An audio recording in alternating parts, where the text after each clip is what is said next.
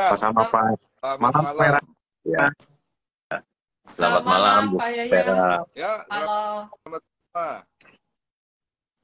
Oke, karena pembicara yang hebat malam ini sudah kumpul semua, jadi mungkin kita bisa mulai aja. Pertama-tama, terima kasih kepada Pak Hayati, Bu Vera Evelyn, juga Pak Lokengho udah bersedia hadir di malam ini.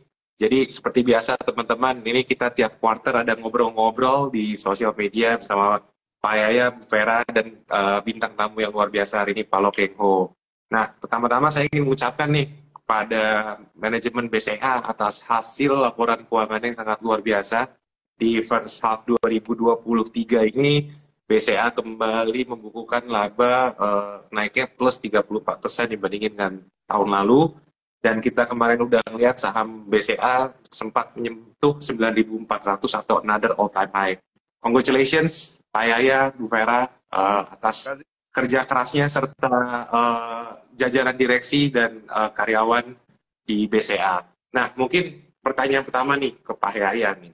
Gimana Pak, kesan dan pesannya nih untuk first half 2023 ini, apa sih yang bisa bikin saham BCA ini bisa menyentuh profit tertingginya, all time high lagi gitu. Resep-resepnya apa Pak? Di tengah kondisi makroekonomi yang bisa dibilang selama first half 2023 ini cukup menantang. Ya, jadi dua ya, saya pikir ya, kalau boleh saya sedikit share. Pertama fundamental, kedua mungkin dari segi kacamata investors ya.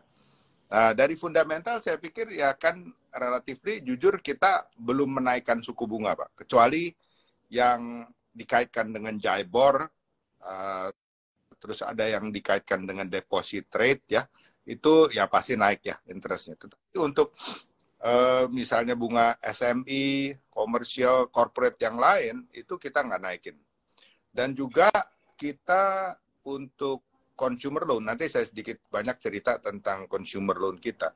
Itu juga relatif kita tahan interest rate-nya, bahkan ada yang lebih murah dari sebelumnya gitu ya.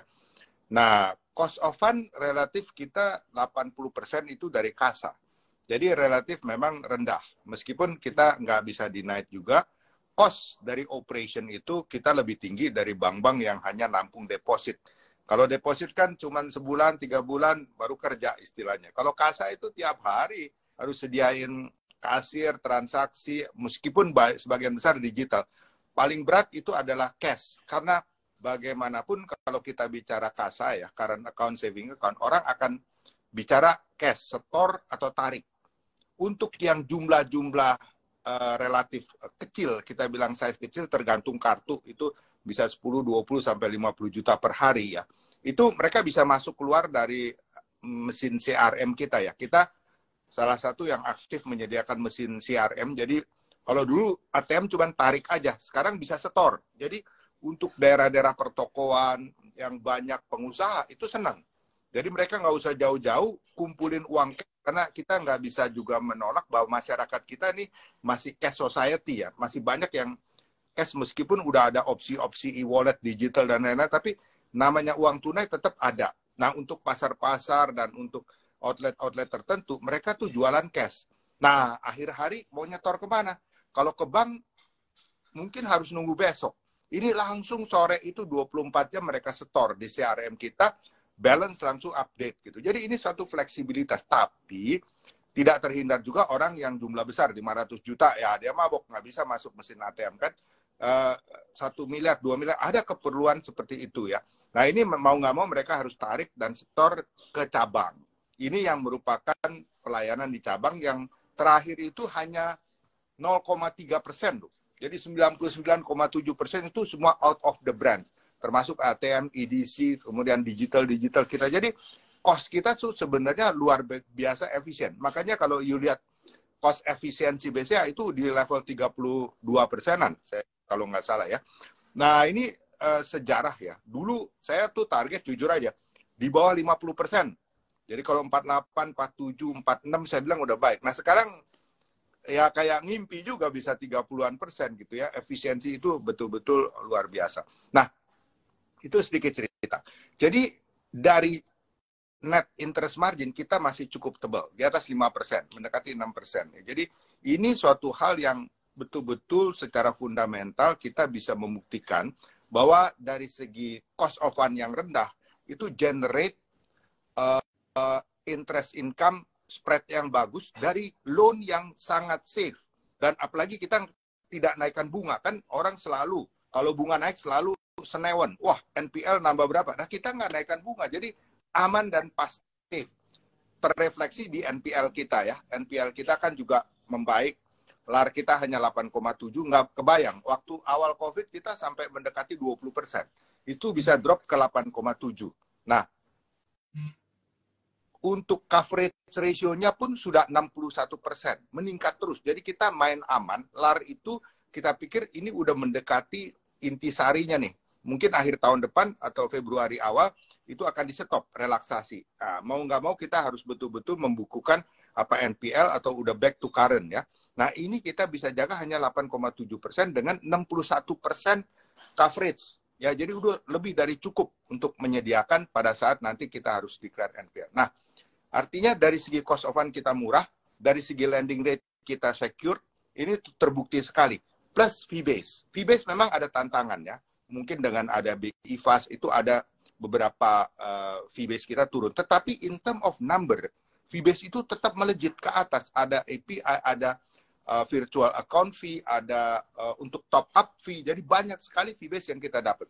Nah ini semua pada akhirnya membuat kita punya profitability itu bagus. Nah, kalau ditanya juga tentang harga saham, saya juga nggak berani berkomentar sebagai orang dalam, kita nggak berani berkomentar. Tapi kalau saya evaluasi ya, kita lihat investor luar khususnya yang lebih dari 40% yang memiliki saham BCA, itu adalah long term investment. Ada yang trader-trader tuh ada yang hit and run, tapi relatif sedikit. Kebanyakan dari university fund, dari insurance, dari pension fund, ya relatif mereka itu dana jangka panjang. Artinya hold and hold kebanyakan. Kedua, banyak dari reksadana juga merasakan bahwa kalau mereka collect equity, karena kita market cap terbesar di Jakarta, di Indonesia ya. Jadi mau tidak mau harus punya koleksi. Nah, ini menyebabkan bahwa favoritisme untuk saham BCA cukup banyak. Ini kita evaluasi. Nah, untuk investor jangka panjang, jangan sedih juga. Bukan hanya mengharap capital gain, mereka tuh dapat interim dividend. Nggak banyak loh perusahaan yang membagi interim dividend. Kemudian final dividend, kita naik sampai kalau tidak salah 62% ya.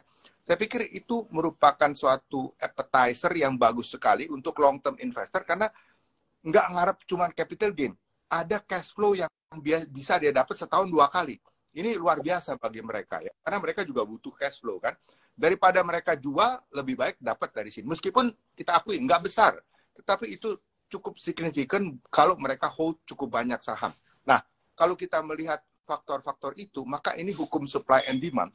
Supply-nya sendiri itu relatif terbatas. Demand-nya banyak. Retail juga yang kita ingat, mungkin 1-2 tahun yang lalu, retail investor tuh cukup aktif juga masuk. Mereka juga nunggu. Berapa kali mereka ketinggalan kereta istilahnya. Artinya gini, waktu saham itu naik, ya orang nggak beli kadang-kadang. Begitu koreksi, nah orang pikir, koreksi lebih dalam.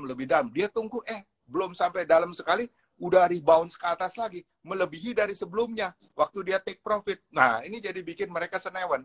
Kalau begitu udah turun lumayan banyak, beli dulu lah, sebagian mereka beli. Jangan sampai ketinggalan kereta tadi gitu, Pak. Jadi, hal itu menyebabkan supply and demand, supply-nya tuh relatif sedikit, demand-nya besar. Dan juga kalau ada pemain asing buang, pemain lokal juga banyak yang bisa tangkap ya. Jadi faktor fundamental kita bersyukur, terima kasih untuk semua stakeholder BCA, juga seperti Pak Lo, hebat, saya pikir terima kasih Pak, ini.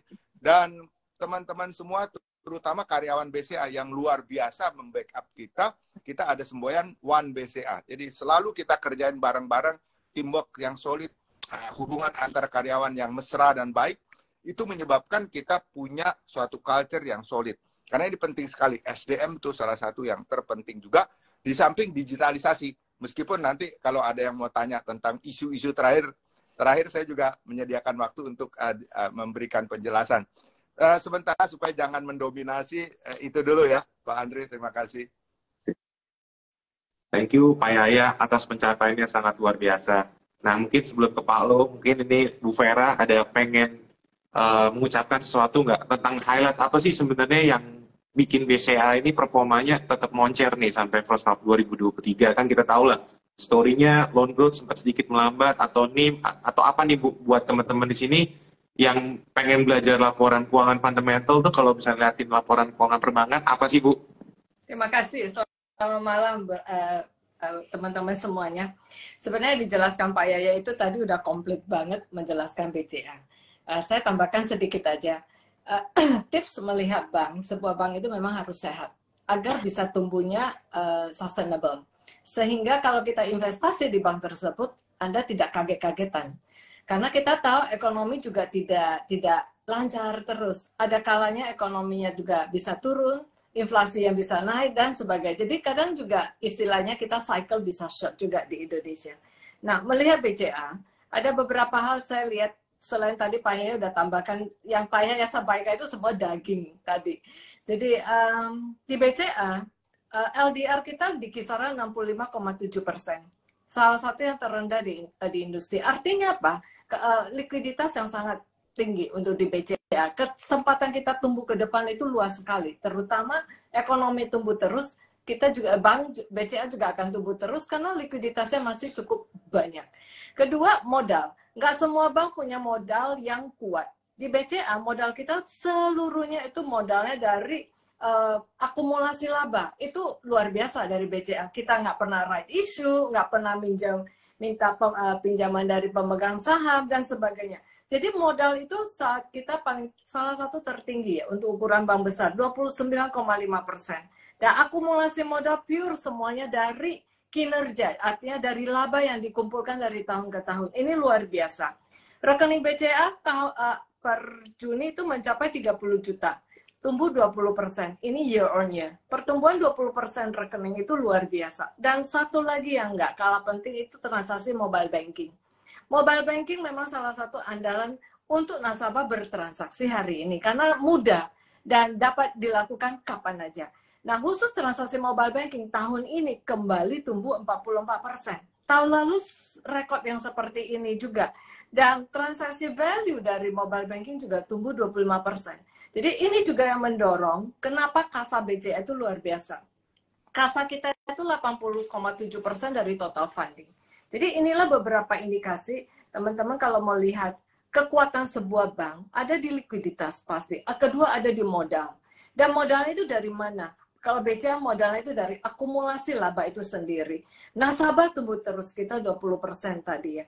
Dan yang terakhir ingin saya sampaikan, tadi Pak Yahya sempat singgung LAR. LAR itu adalah apa? Kredit yang direstrukturisasi terutama selama pandemi. Kita tahu selama pandemi banyak usaha tidak bisa jalan karena kita semua beraktivitas di rumah. Dan di industri perbankan, LAR itu pada tahun 2020 mencapai hampir 25% ke atas. Di BCA kita paling tinggi 19,8. Hari ini LAR BCA sudah single digit. Tadi Pak Yaya singgung 8,7%. Saya bandingkan dengan beberapa bank, kita satu-satu yang pertama turun ke single digit, 8,7%.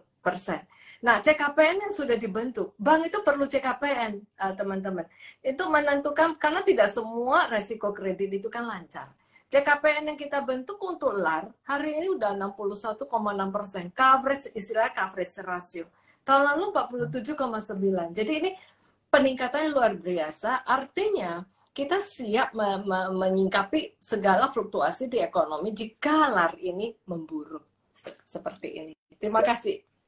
Luar biasa penjelasannya. Jadi buat teman-teman yang mungkin sedikit rekap lah ya. Jadi memang kalau di saham perbankan ini sebenarnya ya mirror atau cermin dari perekonomian Indonesia ya. Jadi kalau semua perbankan membaik ya berarti ekonomi Indonesia membaik, dan ini terbukti dengan BCA yang sudah mencatatkan pertumbuhan kinerja yang sangat luar biasa.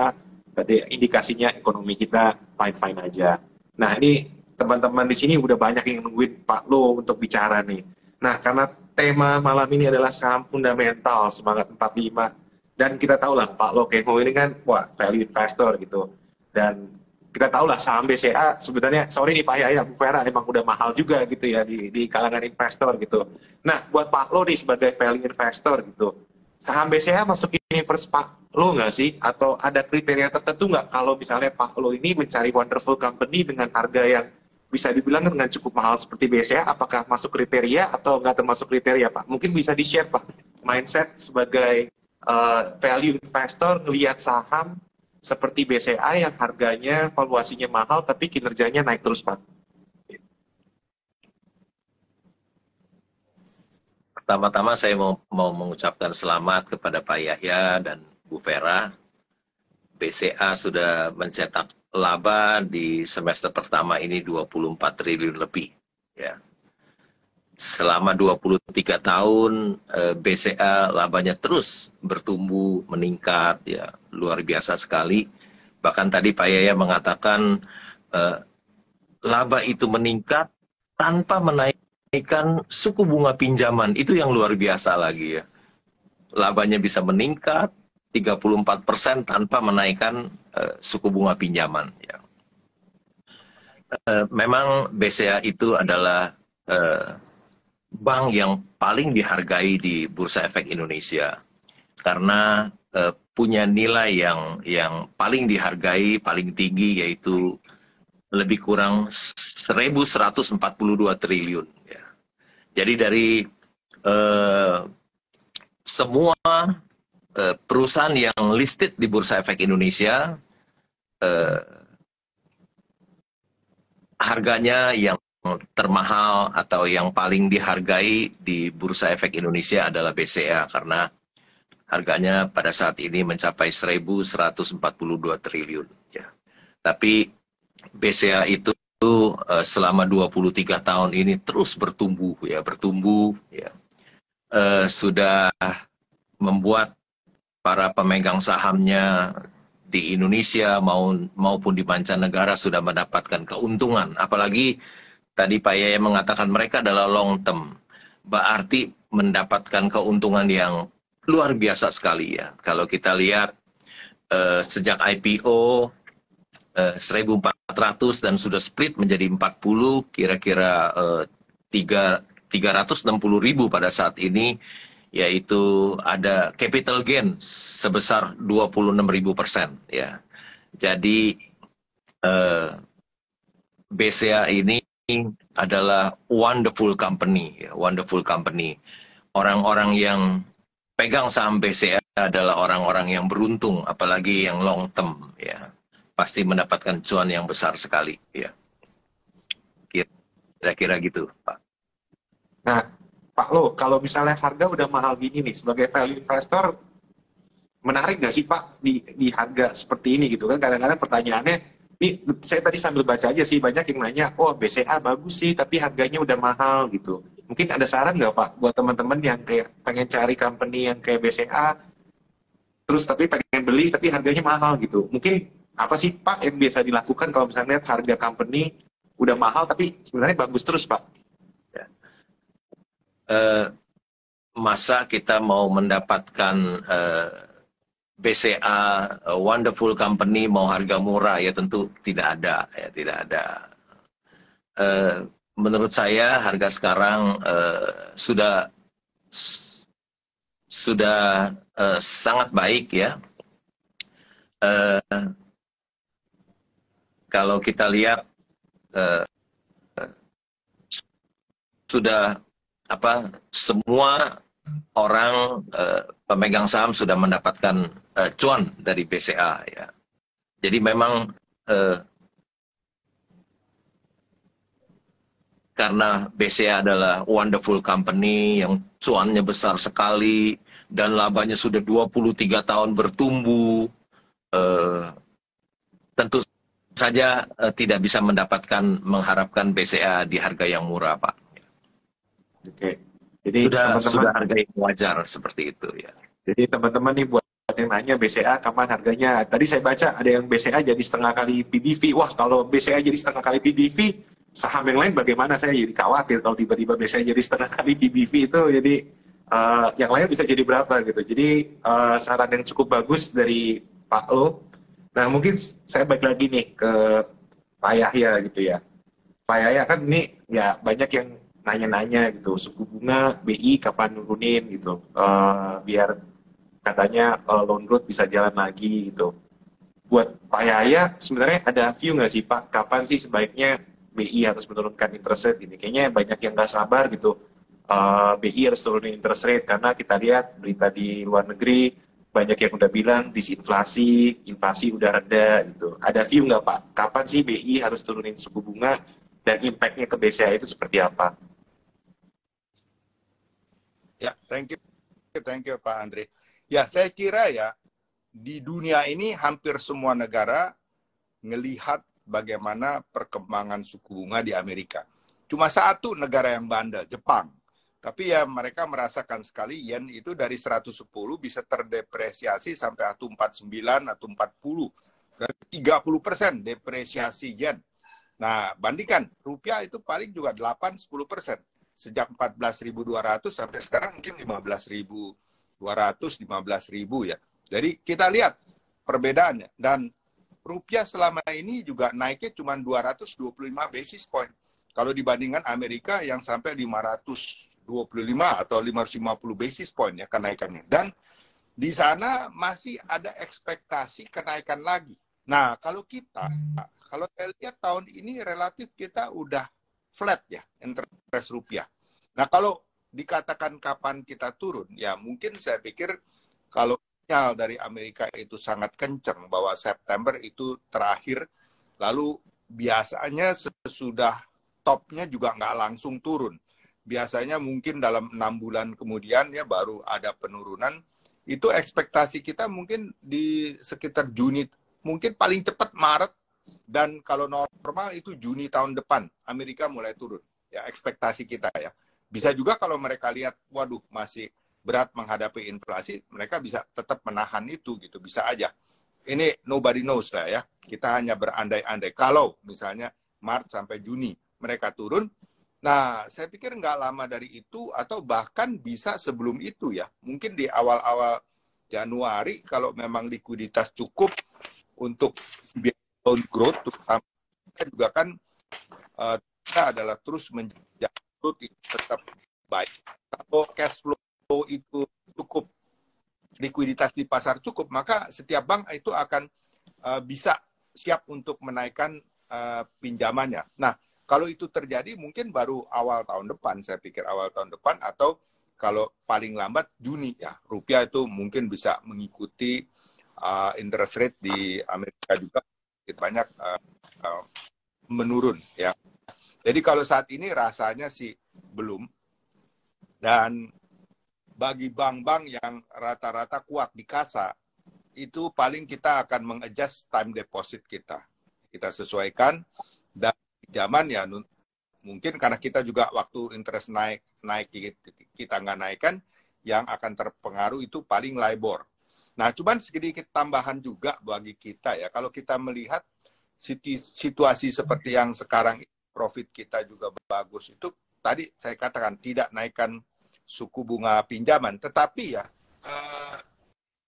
penempatan di Bank Indonesia kan naik.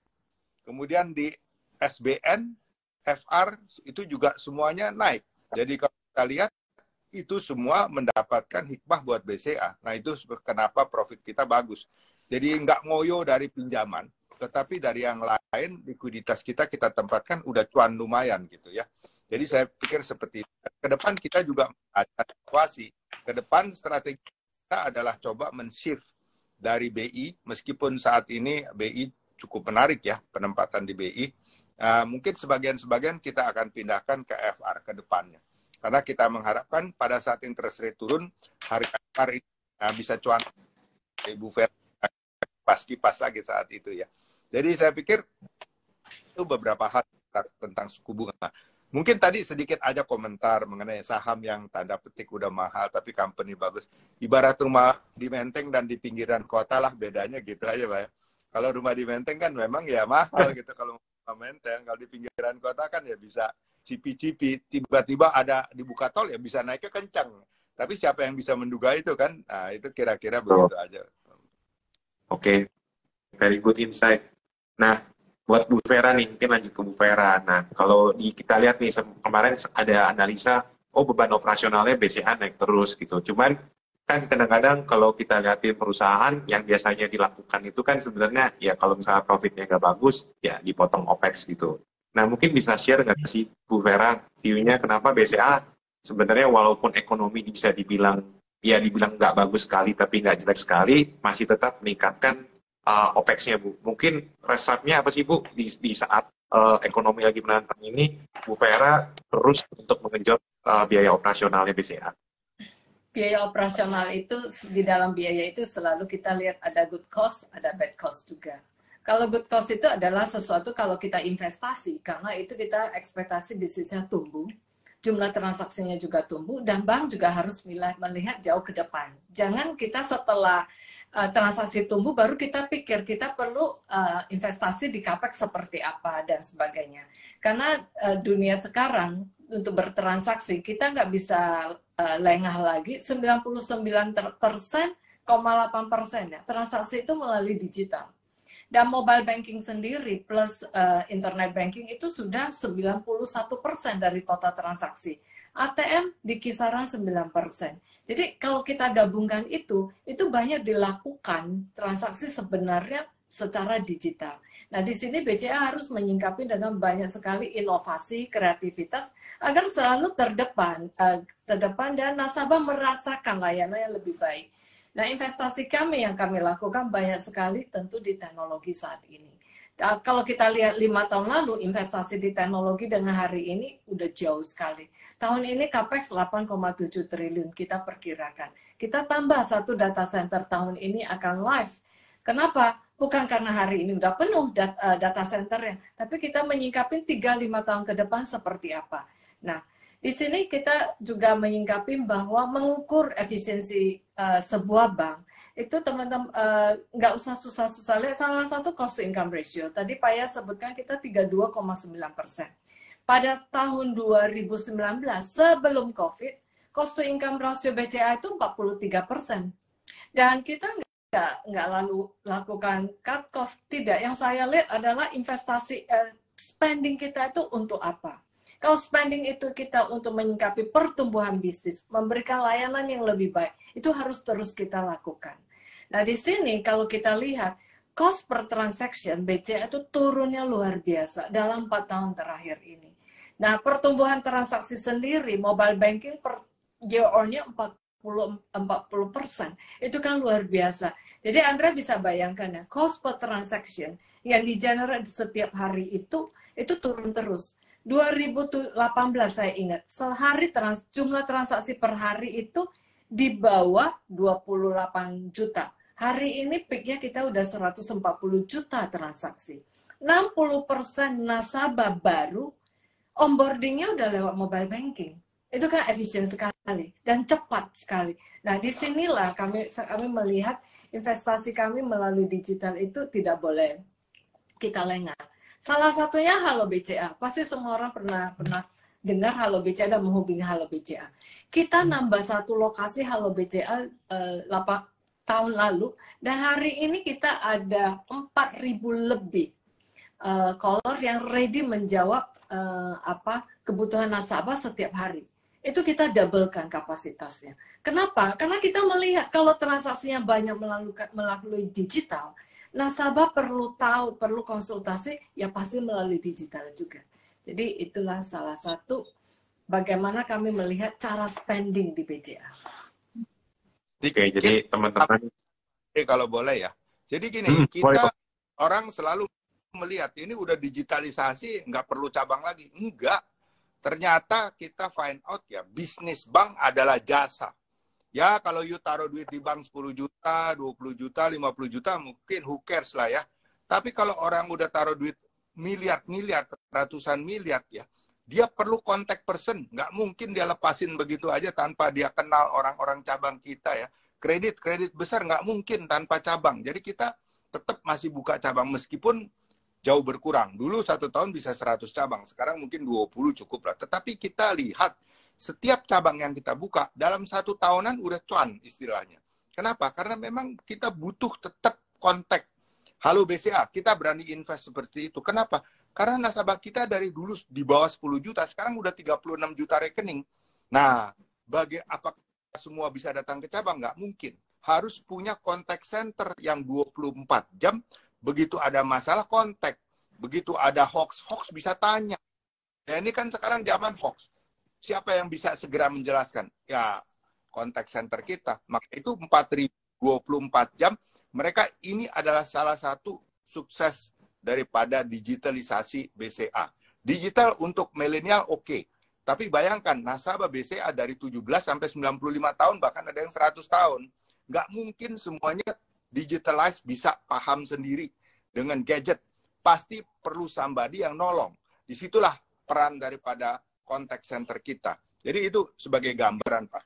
Dan tadi ya, data center kita bikin sekarang untuk lebih amannya kita bikin sendiri, kita kelola sendiri.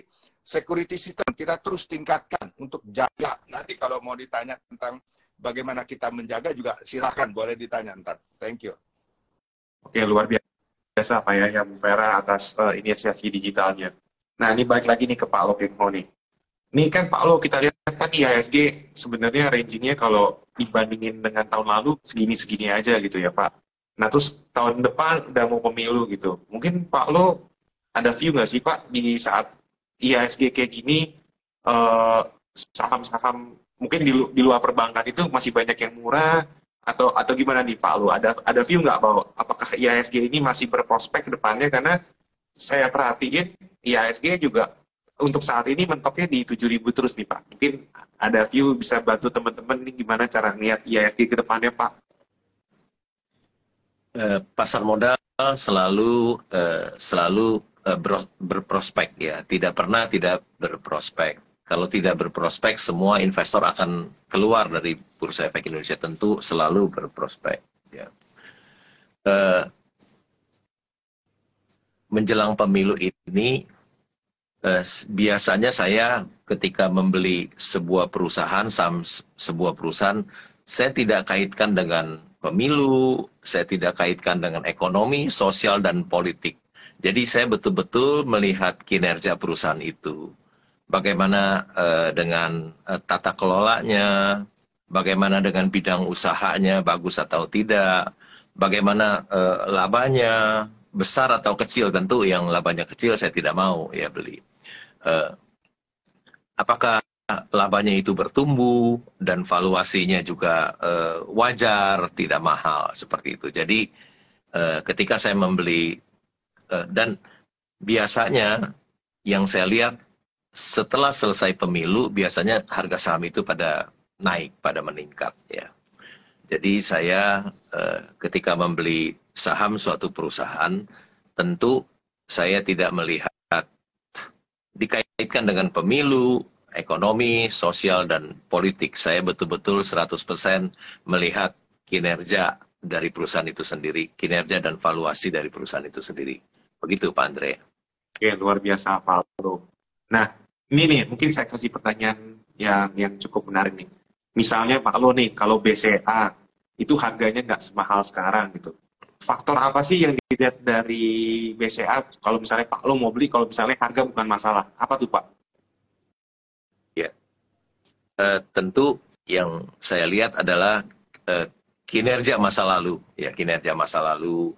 Kalau kita lihat 23 tahun yang lalu ketika IPO tahun 2000 sampai sekarang, kinerjanya meningkat 26.000%, ada memberikan capital gain 26.000%, dan itu juga didukung oleh fundamental perusahaan, kinerjanya meningkat, labanya terus meningkat selama 23 tahun.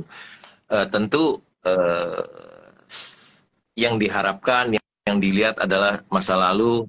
Tentu kita investor mengharapkan kinerja masa lalu itu terulang di masa yang akan datang. Itu melihat kinerja masa lalu ya, dengan harapan kinerja masa lalu itu bisa terulang di masa depan. Jadi kalau 23 tahun yang lalu sudah menghasilkan capital gain kepada investor 26.000%, diharapkan 23 tahun ke depan terjadi hal yang sama.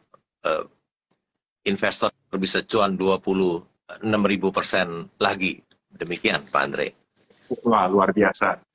Jadi ini teman-teman saran yang sangat bermanfaat nih kalau buat teman-teman yang lagi screening saham, pengen cari company yang seperti BCA, mungkin bisa dikasih tahu ke kita juga gitu, kita pengen invest itu, bisa ada Soalnya BCA itu one of a kind loh di ISG gitu. Mungkin saya track kinerjanya bersaing lah sama Apple, bersaing sama Google yang harga kinerja sahamnya luar biasa.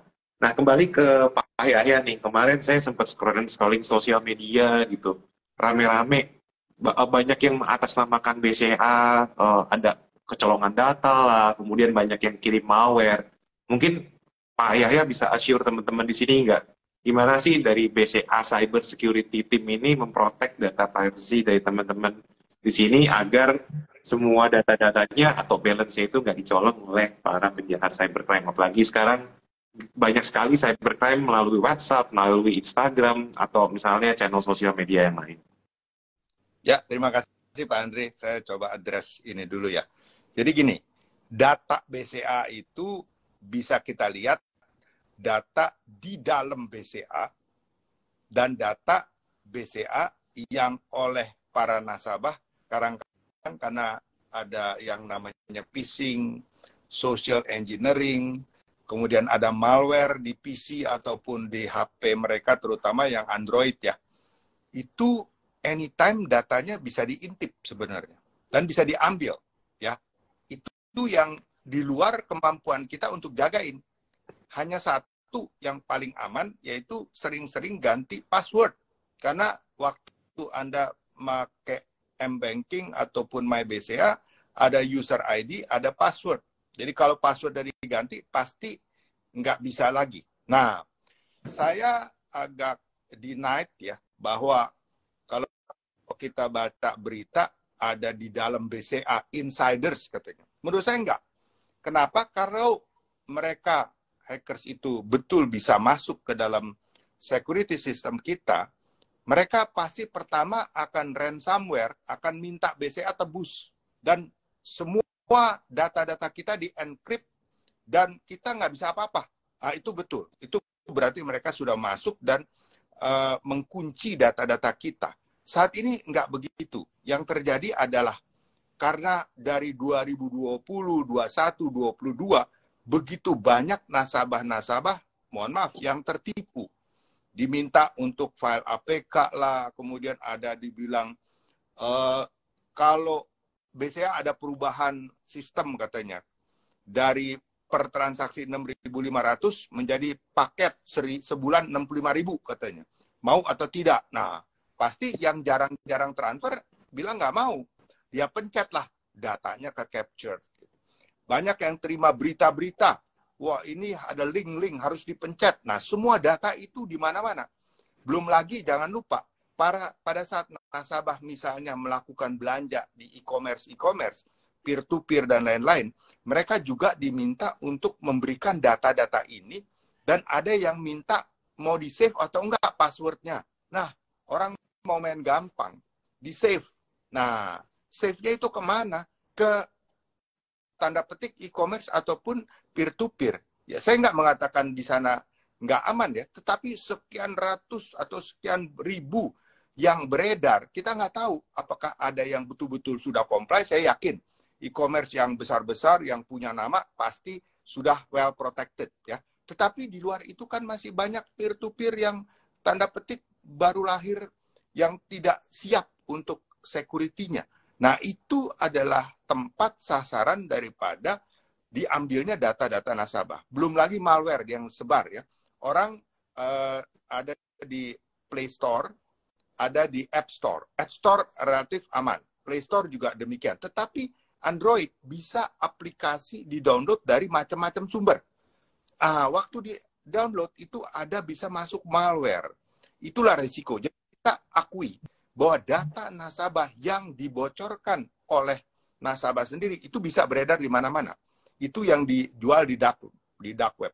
Tapi bukan data yang diambil langsung dari BCA. Nah, kalau udah user ID dan password itu dimiliki orang lain, mereka bisa ngintip data-data itu. Sebab itu Anda harus ganti password. Sehingga mereka juga tidak masuk untuk melihat data-data tersebut. Saya pikir yang paling singkat adalah penjelasan seperti itu, Pak Andre. Untuk meyakinkan, dan sampai saat ini belum pernah ada dana nasabah yang terkuras. Itu kita yakinkan. Tidak ada satupun nasabah yang terkuras karena beberapa hari ini isu-isu bahwa data itu tersebar di mana-mana.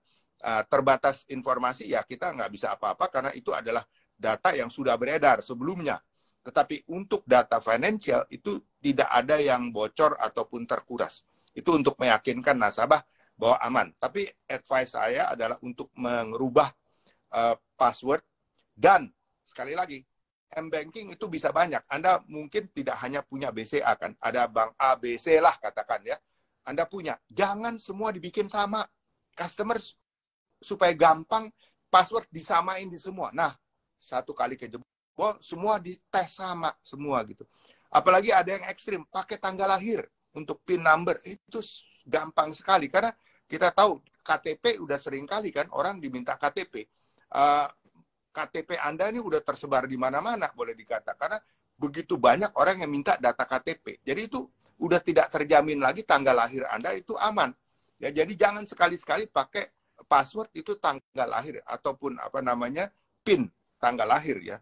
Jangan sekali-sekali itu. Dan sering coba ubah terus. Itu adalah satu habit yang memang agak repot. Tapi kan lebih repot daripada Anda nggak pakai M-Banking. Anda harus datang ke bank, bulak-balik berapa ongkosnya. Anda harus ke ATM, pakai ATM, kan ongkosnya jauh lebih mahal. Mendingan repot ganti password doang, sebulan sekali, seminggu sekali, selesai gitu kan. Saya pikir itu aja advice dari saya. Terima kasih. Jadi guys, hati-hati ya dengan isu-isu yang beredar saat ini. Memang kalau di sosial media kita tidak bisa kontrol. Nah, mungkin nyambung pertanyaan dari jawaban dari Pak Yaya mungkin ke Bu Vera.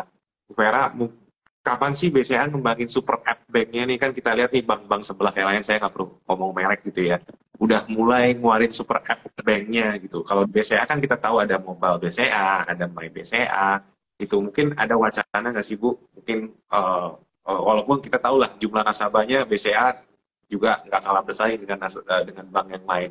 Mungkin ada view Bu untuk pengembangan BCA dalam waktu dekat, terutama untuk pengembangan aplikasi, biar nggak kalah dengan bank digital katanya ya. Walaupun saya bilang bank digital belum ada yang bisa ngalahin bank-bank besar sih. Ya, terima kasih Andre.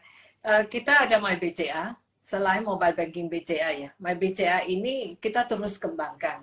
Nah, Andre, menarik sih sebenarnya kalau kita cermati, nasabah kalau menggunakan M-Banking, apa sih yang paling sering digunakan? Ternyata yang paling sering digunakan itu kita bisa hitung beberapa fitur. Transfer. Biasanya transfer antar rekening, transfer antar bank, ada top up, menggunakan VA, atau dia bisa atur limit kartu kredit, dan sebagainya. Jadi beberapa fitur-fitur yang biasa kita lazim gunakan. Memang di Super App BCA, My BCA hari ini, ada juga yang terkait dengan lifestyle.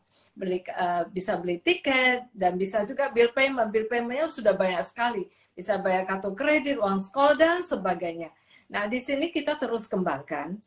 Super apps-nya sebuah bank tidak bisa kita bandingkan dengan super app kalau e-commerce. Kan kita, dan kalau misalnya ya, Andre mau beli nasi goreng, nggak mungkin ke mobile banking bank, pasti ke e-commerce. Karena disitulah ngatur belinya dan sebagainya. Jadi mesti dibedakan super bank untuk kebutuhan transaksi keuangan di bank. Nah, di BCA kita kembangkan yang paling penting adalah user friendly, mudah digunakan, aman, dan juga itu semua kebutuhan transaksi keuangan itu ada di dalam mobile banking.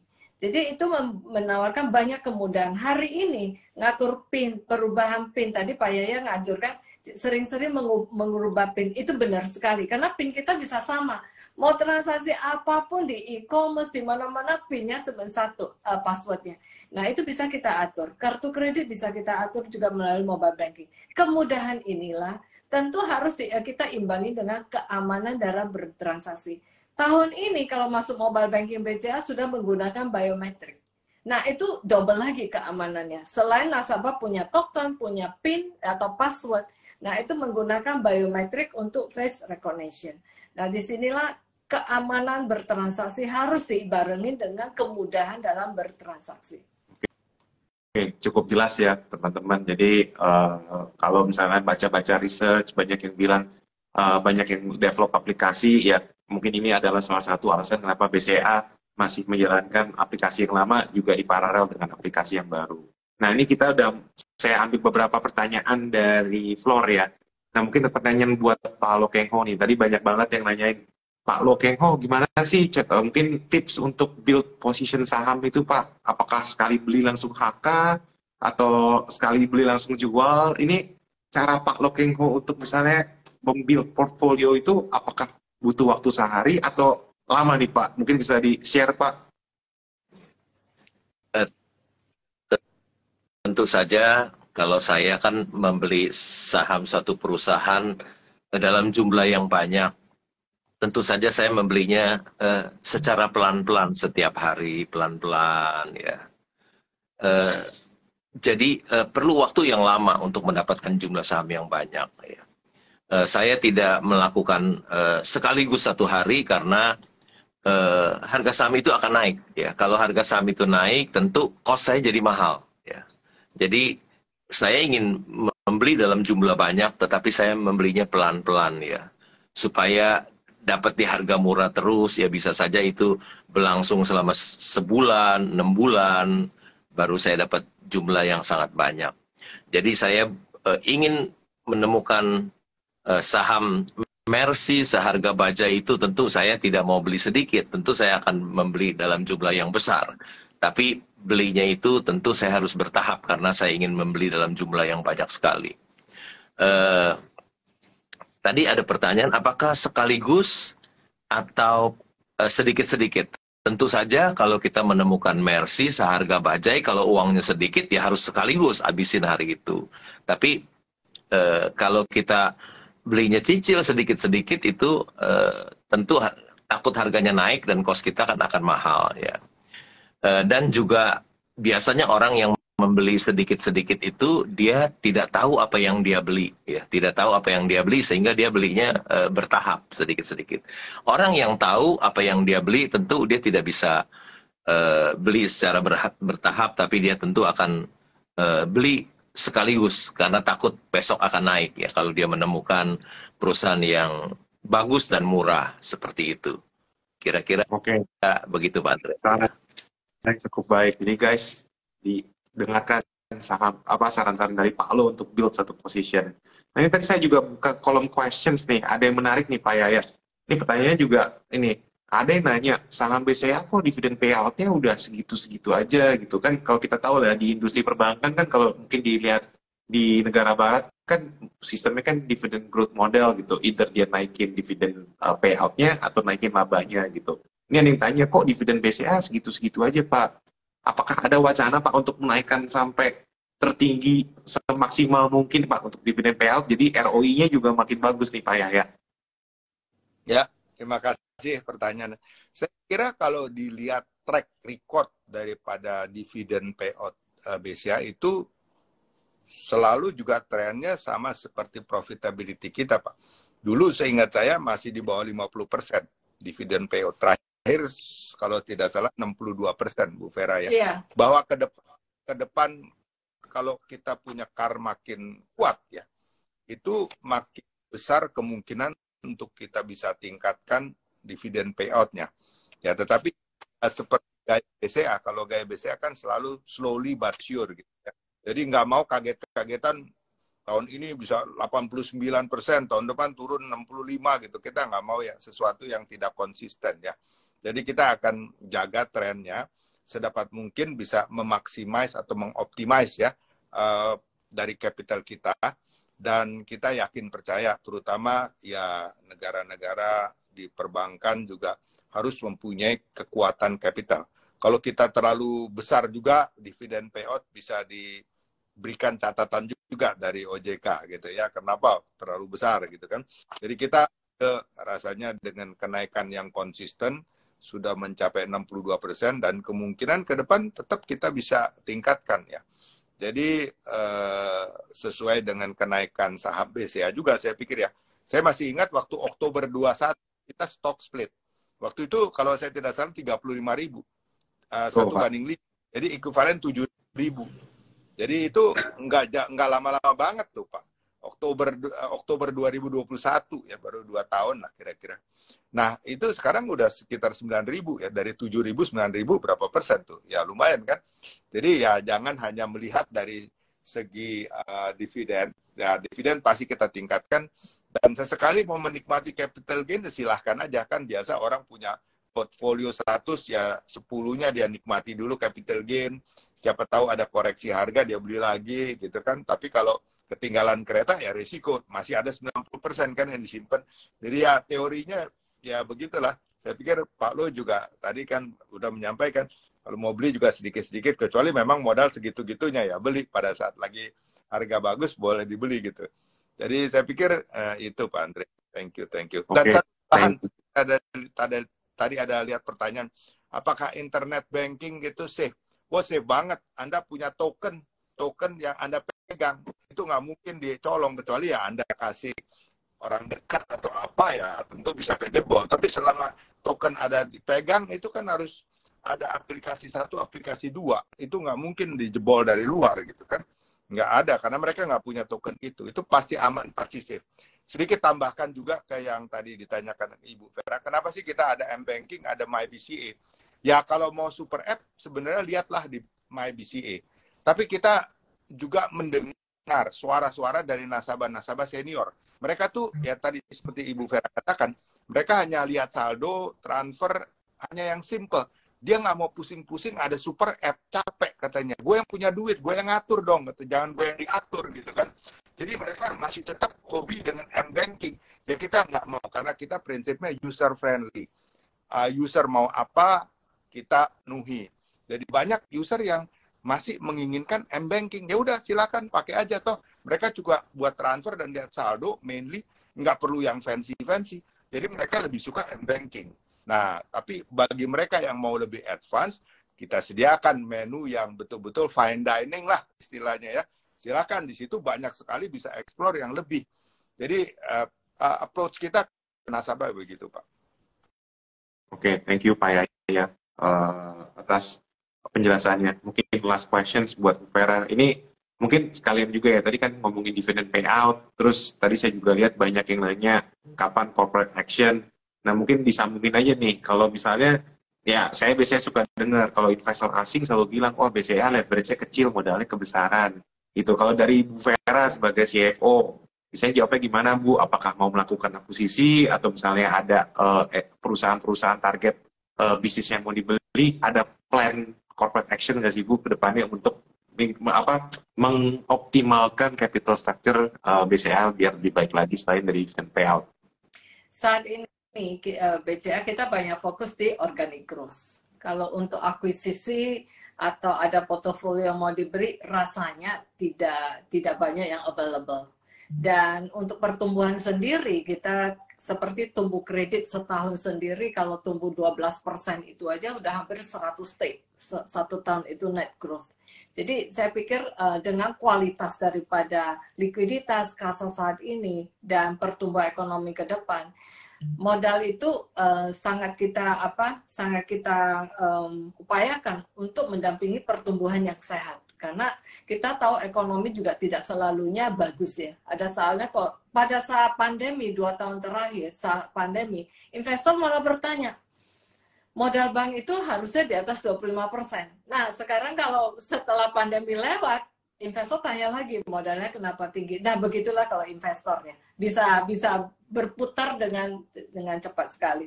Tapi saya pikir yang paling penting dalam hal ini adalah bagaimana manajemen terus menjaga kinerja yang baik. Kinerja yang baik harus didampingi dengan modal yang cukup, apalagi kita bank. Karena perubahan ekonomi itu bisa anytime. Seperti pandemik tidak ada yang bisa kita nggak ada kepikiran ya. Tapi kalau nggak modalnya nggak kuat, nggak mungkin kita bisa bisa tumbuh juga selama pandemi. Dan juga bagaimana pembentukan CKPN itu tentu harus didukung dengan modal yang cukup. Jadi ya itu sih. Oke, saya tambahkan. Kita punya return on equity 24% loh. Kita kembaliin modal belum tentu sih kita dapatkan yield 24% kan. Ya bisa kalau model Pak Lo bisa. Tapi kebanyakan investor begitu dapat balik duitnya, dia invest kiri kanan depan belakang, oh kok yieldnya ternyata kurang dari 24 gitu kan. Jadi mendingan tetap aja di BCA. Kalau kita bagi terlalu banyak juga, sepertinya nanti ROI kita besar karena kita kecilin modal, kan sama juga bohong. Nggak mau begitu. Profit is profit. Kalau kita profit gede, buktikan kenapa mesti dibagi banyak-banyak gitu kan. Saya kira satu rupiah Pak Yaya taruh investasi di BCA itu ROI-nya 25% loh hari ini. Iya, makanya berapa kali dibandingkan dengan return yang lain ya. Pengalaman kita juga luar biasa teman-teman. Sister company juga ya rasa bisnis cukup berat memang.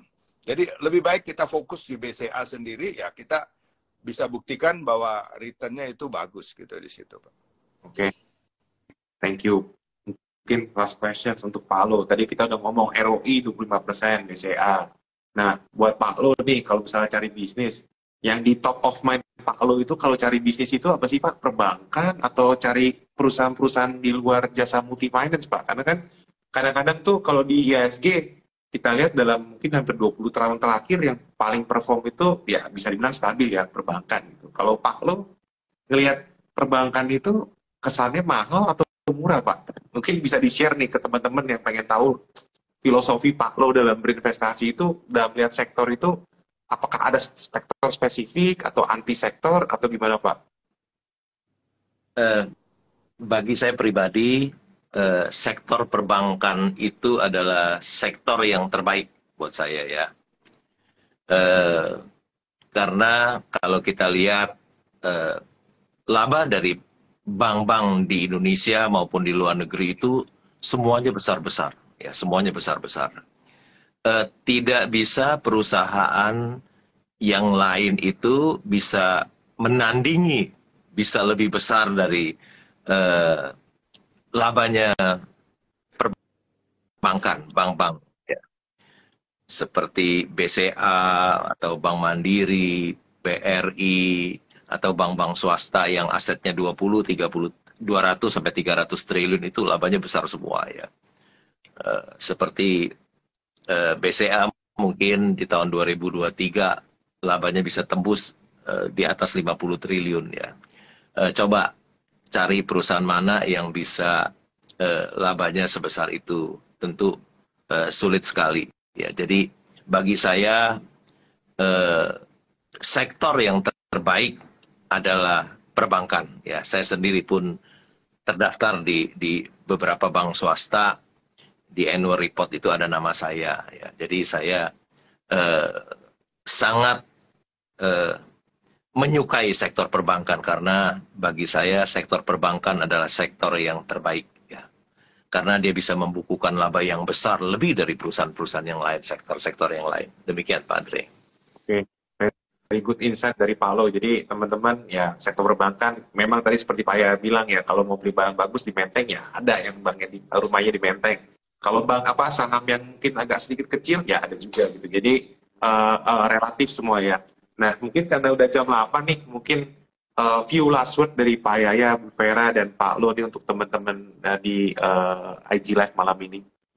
Ya kalau dari saya sebagai investor, ya saya juga tidak menganjurkan, oh beli saham BCA, that you only one. Enggak. Tetap you harus punya basket of investment ya. Ada saham, ada obligasi, ada rupiah, ada dolar, macam-macam ya. Jadi reksadana, jadi Anda tidak boleh taruh investasi Anda di satu tempat saja. Jadi harus tetap dipilah-pilah, tetapi memang harus pilih-pilih mana yang Anda mau koleksi. Itu aja untuk teman-teman investor semua. Terima kasih. Terima kasih Pak Yaya. Mungkin Bu Vera. Saya cukup kali ya, Pak Andre. Oke, Pak Lo, mungkin ada satu saran lagi Pak buat teman-teman nih. Mungkin mempunyai pendapat yang berbeda dengan Pak Yaya. Kalau Pak Yaya mengajarkan diversifikasi, saya orang yang tidak suka diversifikasi, yaitu kalau kita tahu ini Mercy seharga bajai, tentu kita nggak bisa beli yang lain. Pasti uang kita didorong semua di situ ya. Kalau kita tahu sektor perbankan itu ada sektor yang terbaik, tentu kita malas untuk diversifikasi ke sektor-sektor yang lain. Karena kita sudah tahu ini sektor yang terbaik, tentu kita akan dorong uang kita itu dalam jumlah besar ke sana ya. Jadi Saya lebih suka konsentrasi. Orang yang tahu apa yang dia lakukan membuat dia tidak bisa melakukan diversifikasi. Ketika dia menemukan berlian yang dijual di harga kerikil, tentu dia tidak bisa diversifikasi. Dia harus dorong seluruh uangnya itu ke dalam investasi itu. Demikian, Pak Andre. Oke, very insightful. Thank you sekali Pak Alo atas masukannya. Jadi teman-teman ada tim all in, ada tim diversifikasi, semua sama aja. Yang penting kita bisa cuan semua. Jadi thank you teman-teman, thank you Pak Yaya, Bu Vera, Pak Alo atas waktunya. 1 jam yang sangat menyenangkan. Semoga lain kali kita bisa berkumpul kembali bagi insight tentang BCA atau tips investasi yang lain. Kalau gitu sampai jumpa teman-teman. Terima kasih Pak Yaya, Bu Vera, Pak Alo.